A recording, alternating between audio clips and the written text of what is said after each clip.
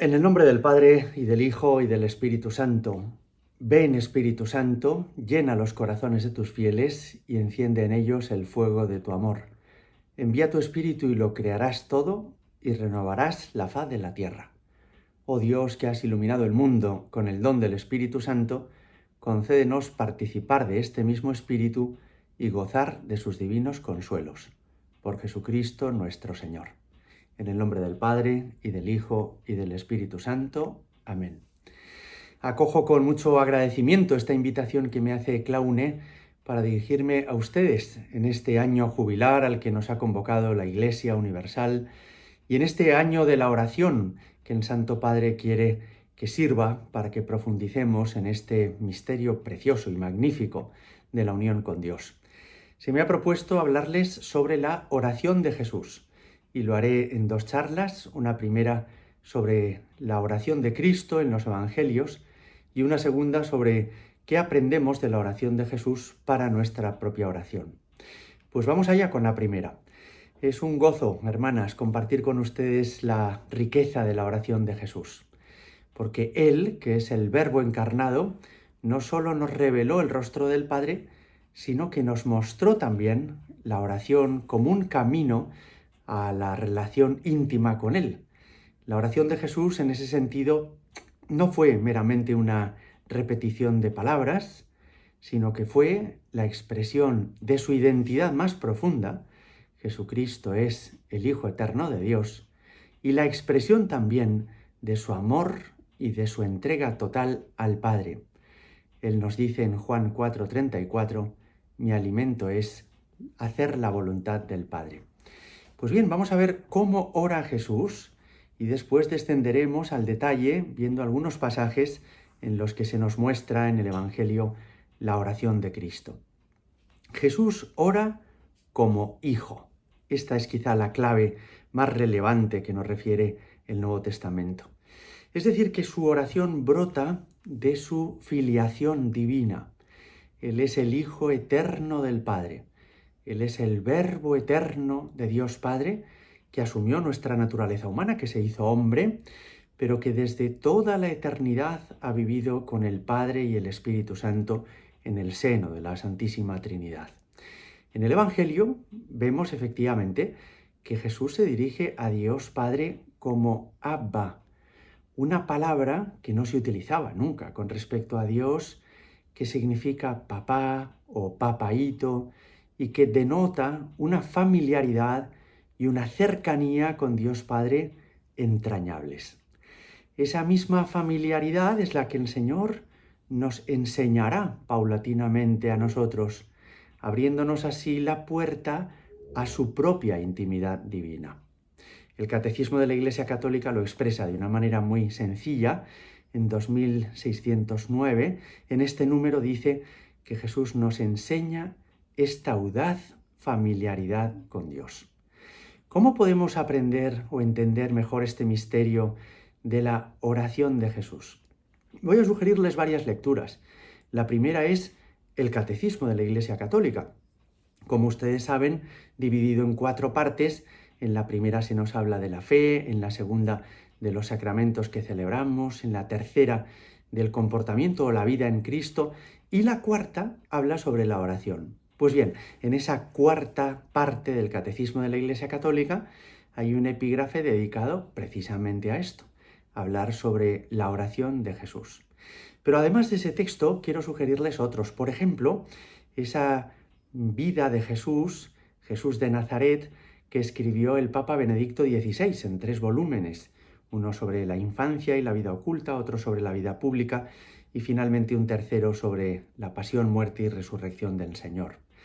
O también otro que escribió Joseph Ratzinger antes de ser Papa, como cardenal, que se llama Miremos al traspasado.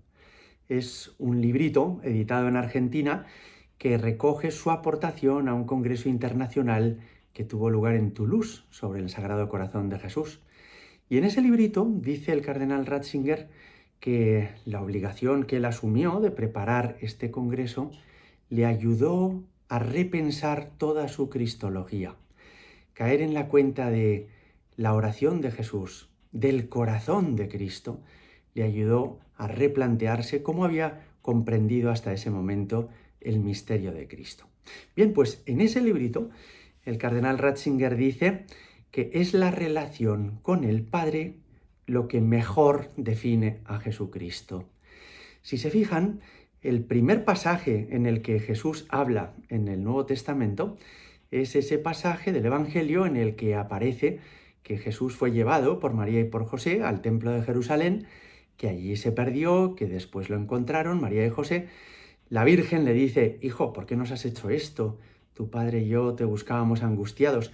Y Jesús les respondió: ¿no sabíais que debía dedicarme a las cosas de mi Padre? Naturalmente que Jesús debió de decir muchas cosas antes, con 5 años, con 7 o con 8. Pero la primera frase que tenemos de Jesús en el Evangelio es esta, con 12 años.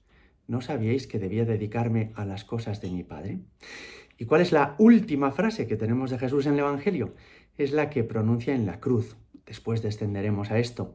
Cuando dice: Padre, a tus manos encomiendo mi espíritu. Pues bien, el cardenal Ratzinger dice: no es casualidad esto, que la primera y la última frase de Cristo hagan referencia al Padre, significa que entre estas dos frases se encierra todo su misterio.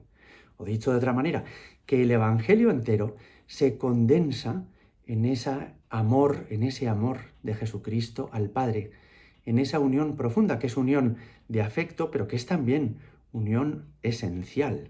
Es que en el seno de la Trinidad, Padre, Hijo, Espíritu Santo, 3 personas son una sola sustancia.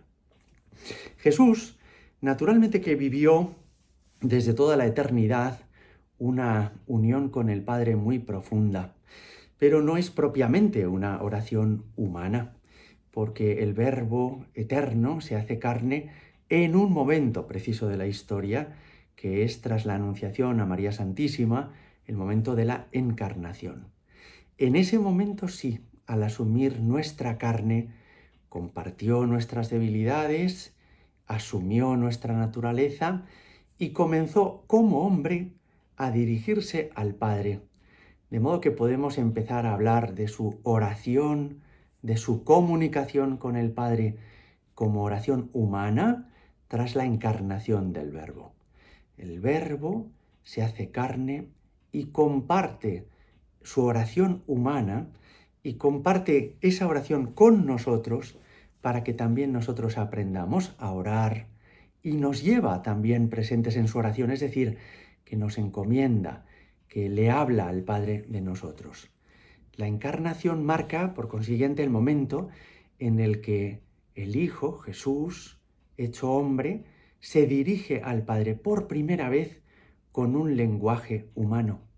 Y así sus palabras y sus obras comienzan a ser la manifestación humana visible de su intimidad secreta con Dios Padre.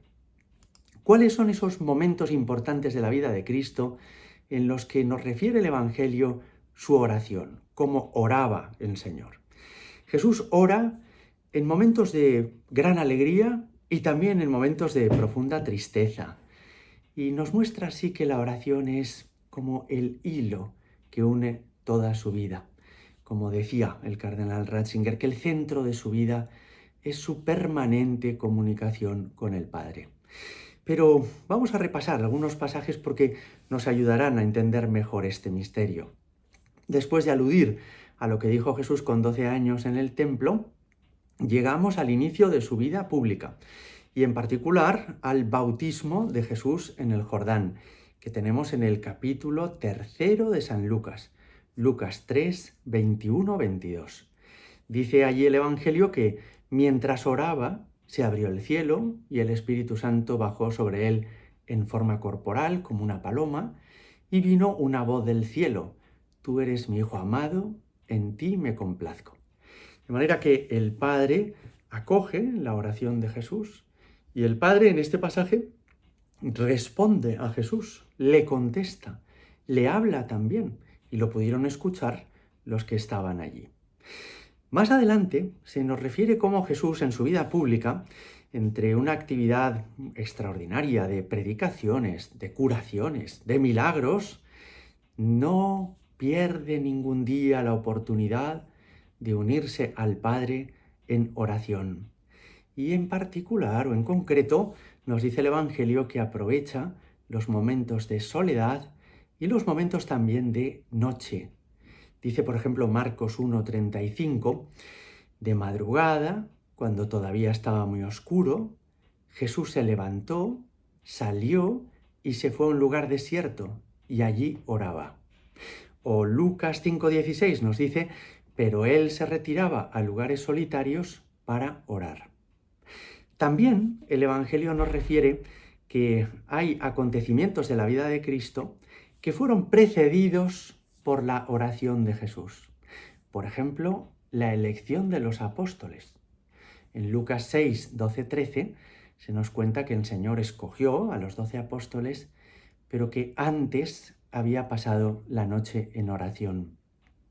También se nos refiere en otros pasajes que Jesús ora al Padre dando gracias. Por ejemplo, en Mateo 11, 25, 26, dice el Señor, te doy gracias, Padre, Señor del cielo y de la tierra, porque has ocultado estas cosas a los sabios y prudentes y las has revelado a los pequeños. Es la oración de Jesús, te doy gracias, Padre. Y es una oración, como vemos, que nace de un corazón agradecido, que nace de un deseo de reconocer todo el bien que recibe del Padre. Todo me lo ha dado mi Padre. Y nadie conoce al Hijo más que el Padre y nadie conoce al Padre más que el Hijo y aquel a quien el Hijo se lo quiera revelar. O podemos recordar también aquel otro pasaje en Juan 11, 41, 42, donde también Jesús da gracias al Padre. Y lo hace ante la tumba de su amigo Lázaro, de aquella familia de Betania a la que visitaba asiduamente. Padre, te doy gracias, dice Jesús, porque me has escuchado. Yo sé que siempre me escuchas, pero lo digo por la gente que está aquí presente, para que crean que tú me has enviado. Nos vamos a detener también un poco en la oración de Jesús en el momento de su pasión, porque esta oración adquiere, podríamos decir, una intensidad particular o especial. En la última cena, nos dice el evangelista San Juan, en Juan 17, que Jesús rezó al Padre la oración sacerdotal. Y es una oración en la que Él ora por sus discípulos y reza por la unidad de la Iglesia, de una Iglesia incipiente, de una Iglesia que está comenzando en ese momento. Dice el Señor, Padre Santo, cuida en tu nombre a los que me has dado, para que sean uno como nosotros. Pasan las horas. El Señor, después de la última cena, se retira al huerto de los olivos, a Getsemaní, para orar. Y nos dice el evangelista San Lucas, Lucas 22, 41, 44, que el Señor, con angustia, con tedio, le expresa al Padre su necesidad de ser atendido por Él. Y le dice, Padre, si quieres, aparta de mí este cáliz, pero no se haga mi voluntad, sino la tuya. Es en la cruz el Viernes Santo donde el Señor ya reza con verdadera opresión interior y sufrimiento atroz, tanto en su alma como en su cuerpo. Y los evangelistas nos refieren varias de estas frases que Jesús dice al Padre. En Lucas 23, 34 dice el Señor, Padre, perdónalos porque no saben lo que hacen. En Mateo 27, 46, Dios mío, ¿por qué me has abandonado? Está rezando el Salmo 22, 21, que debió de aprender de memoria cuando era niño en la casa de Nazaret con María y con José. Y dice también Lucas 23, 46, lo cité anteriormente, que la última frase del Señor es, Padre, a tus manos encomiendo mi espíritu. De modo que, como hemos podido ir viendo en este breve recorrido, Jesús se dirige al Padre durante toda su vida. Es esta comunicación y comunión del Hijo con el Padre lo que nos ayuda a entender quién es. Él es el Hijo eterno del Padre. Él es el Verbo encarnado. No es un hombre cualquiera. No es un sabio oriental o un fundador de religiones como cualquier otro. No es un yogi, como se ha dicho recientemente. Jesucristo es el Hijo eterno del Padre. Pero nos podríamos preguntar, bien, si en el seno de la Trinidad viven Padre, Hijo y Espíritu Santo, ¿cuántas oraciones hay de Jesús al Espíritu Santo? Y pensándolo despacio, podríamos llegar a la conclusión de que Jesús no se dirige al Espíritu Santo. No hay oraciones en las que Él diga, Espíritu Santo, ven sobre estas personas o ven sobre mí en este momento. No, Jesús habla al Padre.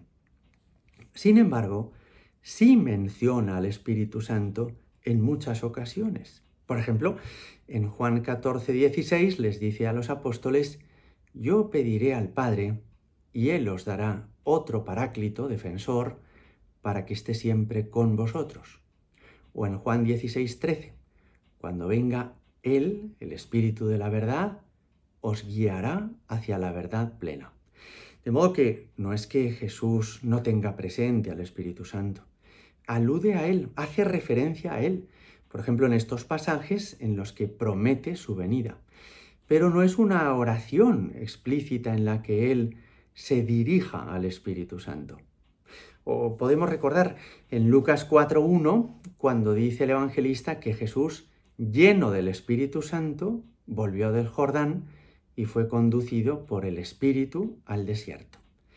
De manera que Jesús está lleno del Espíritu Santo, Jesús es movido, conducido por el Espíritu Santo, aunque su oración, la que sale de sus labios, la que está referida en los Evangelios, se dirija siempre al Padre.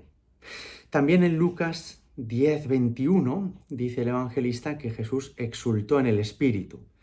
Dice así, Jesús se llenó de gozo en el Espíritu Santo y dijo, te doy gracias, Padre, Señor del cielo y de la tierra. En conclusión, sobre este asunto de la oración de Jesús y de cómo es ese diálogo de las personas divinas en el seno de la Trinidad, podríamos decir que Jesús ora constantemente al Padre, mostrando así su relación filial con Él y su misión, pero que no hay ejemplos de oración dirigida por Jesús al Espíritu Santo. Sin embargo, como hemos visto, actúa en el Espíritu y promete su envío, el del Espíritu, a los apóstoles y a los discípulos. Pero vamos a dar un paso más en esta reflexión sobre la oración de Jesús y vamos a ver cómo nos ha enseñado el Señor a orar y cómo ha sido la oración de Jesús ejemplo para nuestra propia oración.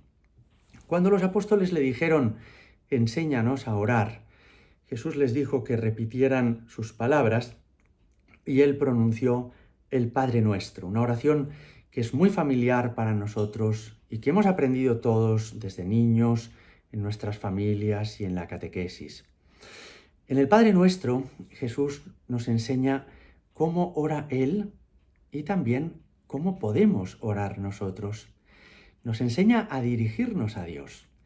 Y en tan pocas palabras, porque es una oración breve, nos enseña muchas cosas que son muy relevantes para aprender a orar en verdad, para aprender a orar con sinceridad y para aprender a decirle a Dios lo que Dios, que es nuestro Padre, está deseando escuchar de nuestros labios.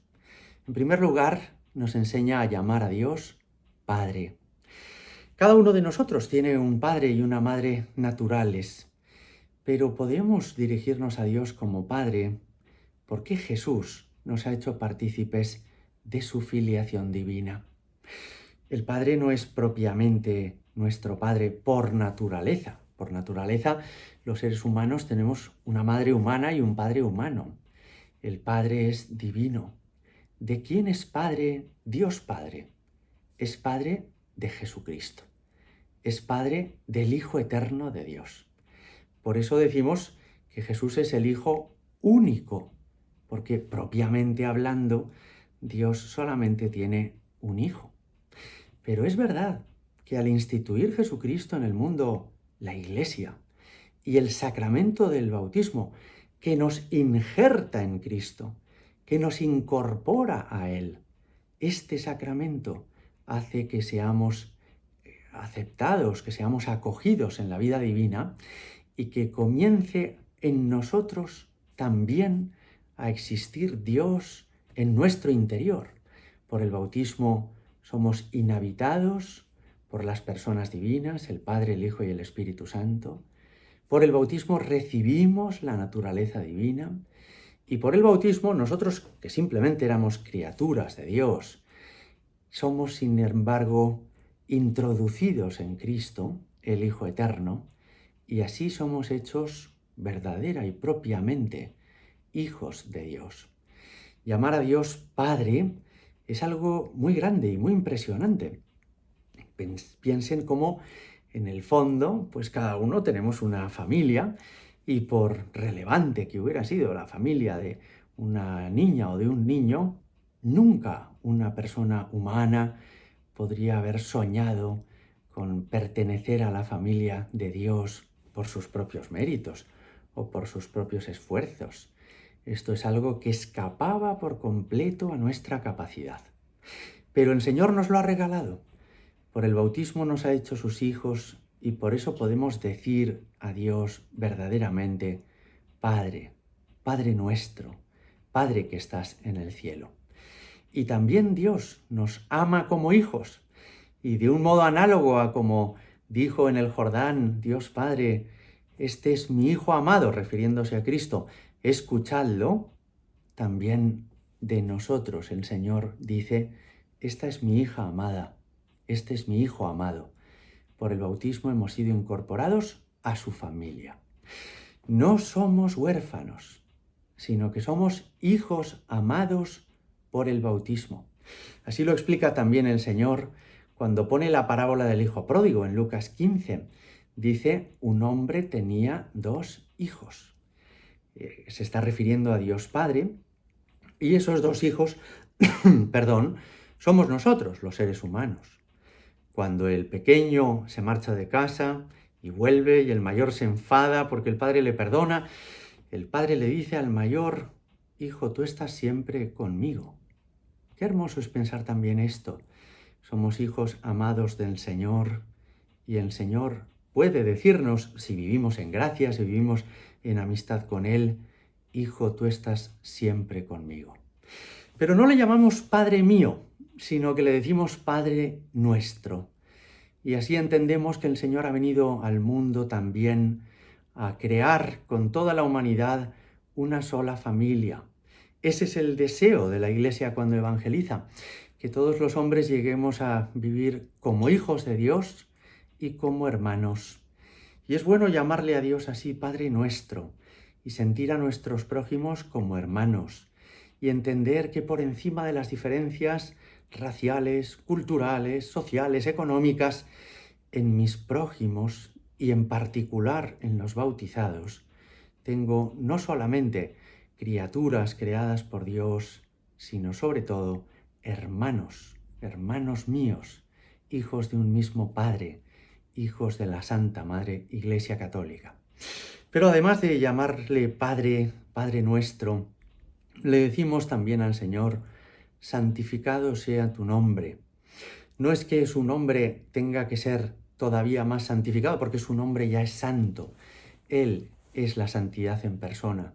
Al pedirle esto, lo que le estamos pidiendo es que en nuestro mundo reconozcamos la santidad de Dios, que la santidad de Dios sea cada vez más conocida, estimada y adorada por los hombres. Le pedimos, venga tu reino. Y esto está unido a lo que decimos después, hágase tu voluntad en la tierra como en el cielo. Porque el reino de Cristo no es un reino con fronteras, aduanas o funcionarios de policía. Es un reino espiritual, sobre todo. Es el reino de aquellos que se dejan querer, perdonar, conducir por Dios Padre.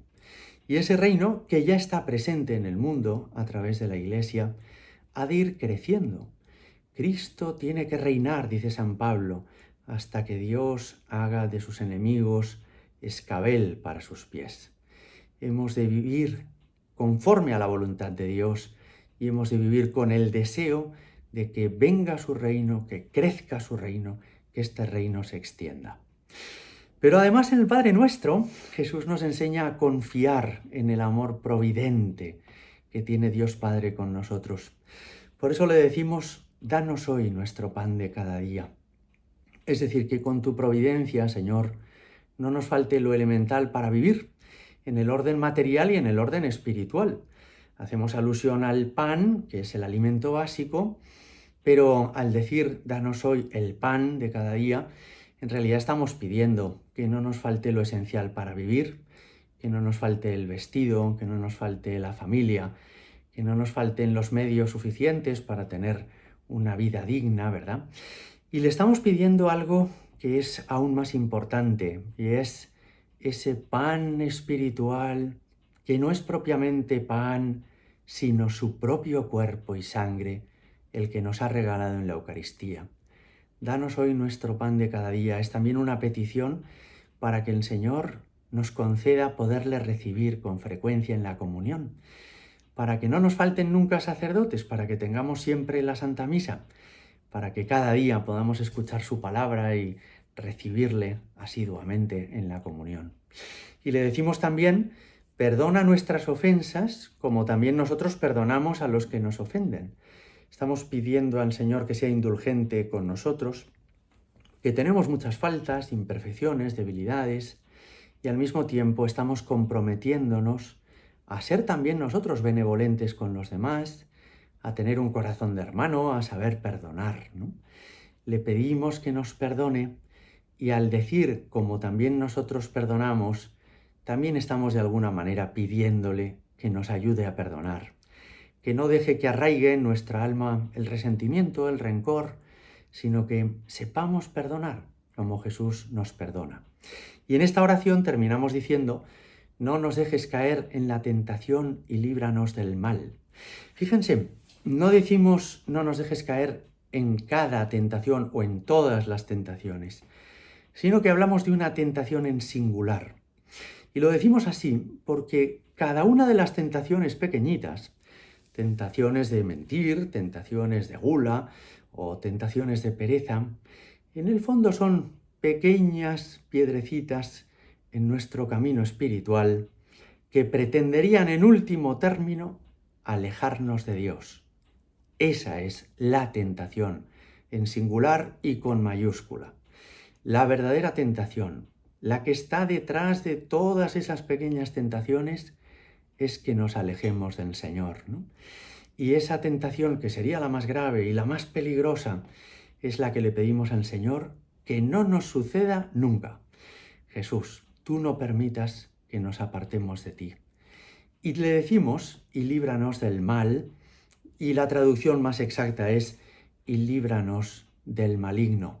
Es decir, líbranos del diablo, del tentador, de ese personaje siniestro, ángel caído, que pretende apartarnos de tu amor y que querría que perdiéramos la eternidad de dicha, de felicidad que nos has prometido en el cielo. Pues bien, la oración de Jesús, el Padre Nuestro, y la forma en la que el Señor ha orado en el Evangelio, que hemos ido recorriendo brevemente, son una llamada que el Señor nos hace a la comunión, una invitación a entrar en ese diálogo con Dios Padre, a buscar su voluntad, a abandonarnos en sus manos con confianza plena. San Agustín de Hipona decía de una manera muy hermosa que la oración de Jesús tiene 3 dimensiones. Por un lado, Jesús ora por nosotros como sacerdote nuestro. Por otro lado, Jesús ora en nosotros como cabeza de la Iglesia, como cabeza nuestra. Y por último, a Él se dirige nuestra oración como a Dios nuestro. Ora por nosotros, ora en nosotros, a Él nos dirigimos. Y decía San Agustín, reconozcamos por tanto en Él nuestras voces y la voz de Él en nosotros. Pues nada más, hermanas, Jesús es el esposo de nuestra alma y a través de la oración Él desea un encuentro íntimo con cada uno de nosotros. me permito animarles a que le abramos nuestro corazón, hablemos con Él como hablamos con el esposo de nuestra alma, con nuestro mejor amigo, y que le permitamos transformar nuestra vida a través de su amor.